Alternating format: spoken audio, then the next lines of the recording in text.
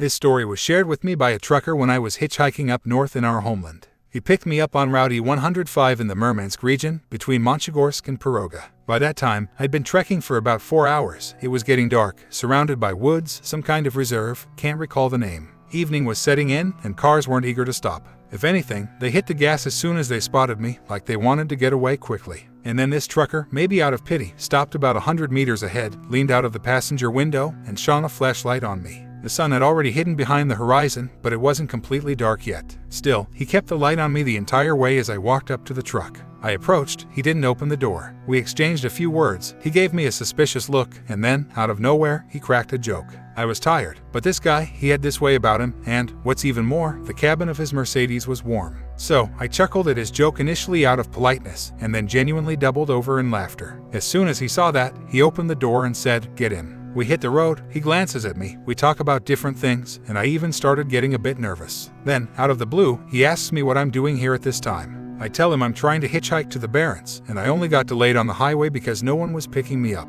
At this point, the guy smirked and said I was lucky that he came across me. Well, according to him, after sunset, this roadside empties out. Buddy, locals, city folk, they just speed through this stretch without stopping, and while it's still light, they might pick up hitchhikers, but only if they know them. I'm from around here, Murmansk born and bred, know the area like the back of my hand, practically toured the entire region, and when it's dark, whoever spots a pedestrian on the roadside floors it and speeds past. We have a tale here that it's not an ordinary passenger. Well, a tale. You know how village grannies are. They'll tell you whatever you want to hear. It depends on skill. The legend is more of a local thing, and I've heard it since childhood. In general, we have these wanderers here in the evenings, until midnight, along the road. In the darkness, you can't make out what they look like, and nobody dares to stop and take a closer look. Those who did, well, they won't be sharing their stories. They're called fellow travelers, and they roam around, probably for about 50 years now. There used to be logging sites here, back in the communist days. They cleared the area for the intersections, brought in prisoners from all over the East Russia region. Remote places, with no maps, you won't get far without one, especially off the main roads. So, nobody paid too much attention to the camps.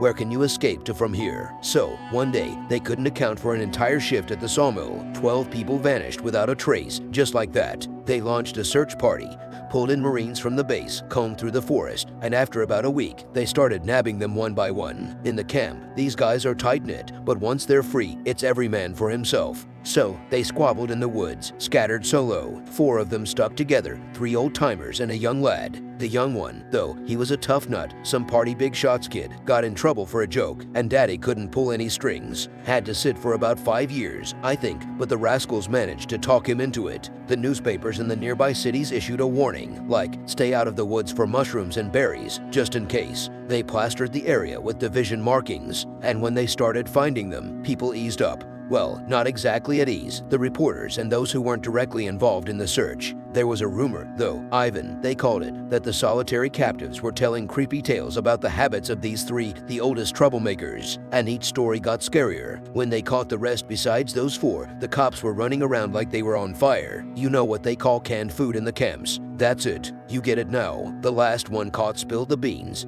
Said the food ran out. The trio started eyeing their own New Year's Eve feast. That's why the rest took off. Couldn't stomach it anymore. Daddy of that young guy howled like a wolf. Personally joined the search through the woods. But not a word in the papers. Not to stir up panic. They found him. Short story. Hunger got them before the others. And you know what's freaky? They hadn't even reached the road. Not even a kilometer away. Could have scavenged something there. After that, the higher-ups unofficially ordered to put them down on the spot. And they were shot a couple of days later. They hid in the swamps. Thought feds wouldn't search there too hard. Were having a feast when the Marines ambushed them. They didn't even get a chance to gnaw on the bones properly. Bodies loaded onto a jeep and taken to the city. And guess what? The jeep almost sank in the swamp. The driver barely made it out, left them there, sinking in the bog. After a couple of seasons, people started disappearing in this area. Anyone walking along the road in the evening ended up on the missing persons list. Folks became cautious, avoiding the area altogether. It seemed to calm down for about a year, but then empty cars started being found on the side of the road. All of them, nose buried in the ground as if they had veered off the road at high speed, doors wide open, belongings scattered, and no sign of the driver. They initially suspected robbers, organized patrols, set up ambushes, but to to no avail. The locals, however, weren't keen on trusting law enforcement, and trusting them was out of the question. So, when rumors of strange people standing on the nighttime road spread, everyone caught on quickly. That's when finding empty cars almost stopped,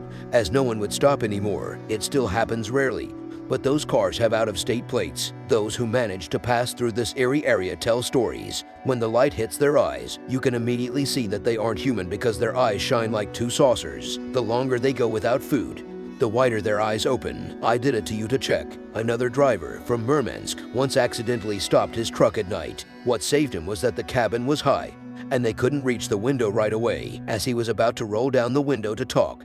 Just like I did with you, the creature was already standing by the door. Dark, couldn't see anything. Open up, man. I am asking nicely. The driver crossed himself, revved up his rig, and zoomed away. He said that these creatures don't breathe like humans, and from the darkness, they stare at you like wolves. When he started speeding up, something slammed into his door full force. Luckily, it was metal, and the creature couldn't reach the window. The glass would have shattered instantly. He drove for a long time, couldn't close his eyes until morning. As soon as the first rays hit, he found a parking lot where people weren't parked there. He got out, checked the door, and it wasn't a dent, it was a tear, as if someone had inserted rebar and pulled. The guys who were at the parking lot gathered around when they saw it, and they told him everything. They say that sometimes human bones are found in the swamps, piled up and completely gnawed. And when an entire group of foreign tourists disappeared here, the cops organized a manhunt through the woods. They searched for a long time until they finally found chewed bones. Among them was a makeshift knife made from a nail, the kind they make behind bars. After those events, by the way, there weren't many incidents for a long time. They must have had their fill. Well, Ivan, I won't lie, as much as I've been on the road, I've never encountered anything like this. Sometimes something would glimmer in the headlights, but it could have been foxes or wolves. We still have those around here. But once, something flashed,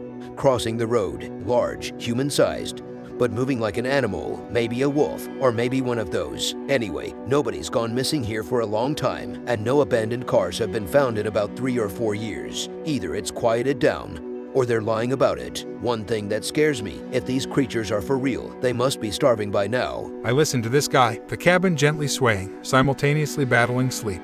It's kind of spooky to imagine this at night, but after walking for those few hours, my body eagerly sank into a doze. The truck driver continued his stream of stories, and with my head now resting against the window, I began to doze off. Road signs, trees, poles flew by, occasional oncoming cars didn't break the emptiness of the night road. In a half-dream, I stared at glints among the trees for several minutes, as if moonlight was falling on a bicycle reflector. You know, I'm not easily scared. I've heard scarier stories and even practically participated in some. But here, I was seized by convulsions. The trucker, who seemed starved for conversation, continued his talk, but I was horror-stricken, glued to the two enormous glowing eyes in the woods, moving parallel to our truck and not diverting their very attentive and very hungry gaze from me. It chilled me to the bone. I turned to the driver, noticing that he suddenly fell silent, staring at the road. The silhouette on the shoulder was rapidly approaching, and two conflicting instincts tore me apart to sink into the seat and become unnoticed, and at the same time, to press against the glass and examine, as much as one can in the darkness, this being when we zoomed past. "Oh, Ivan, you're so lucky I picked you up," the driver muttered then, not taking his eyes off the terrifying figure. It mostly resembled a cat staring at you from the darkness, with its eyes reflecting the light from a flashlight. Our truck was speeding quite fast, and that offered some comfort, but at the same time, we passed so quickly that everything turned into a smeared blur. And somewhere on the edge of audibility, I heard a disappointed howl. Ours. Right outside my door, something wheezed. I peeked through the window and... Drop him. Want he touch you? He has ours. Our prey. Why did you pick him up? A wheezing, growling, panting voice echoed from the other side of the cab. A shadow, just like the one under my door, leaped and jumps behind the truck, demanding attention from the long hauler. The guy frowned, bit his lip, and only stepped on the gas, forcing the creatures to stay behind. We drove on in oppressive silence until the long hauler sighed and drowned out the horn button. I jumped at the deafening honk and stared into the distance. A speeding car from the left suddenly swerved, and I barely caught sight of a shadow darting right in front of it. Dodging a head-on collision, it narrowly escaped, and in the illuminated cabin, a man and a woman, judging by the horror on their faces, were already bidding farewell to life. Childlike hands clutched the driver's seat. He braked right in the middle of the road. The long hauler and I exchanged glances, and the initial impulse to stop and intervene vanished when the happenings around the unfortunate car finally reflected in the side mirrors. Remember these coordinates: Murmansk Oblast, E105 highway, the stretch between Monchegorsk and Pyonga. Never stop there after sunset.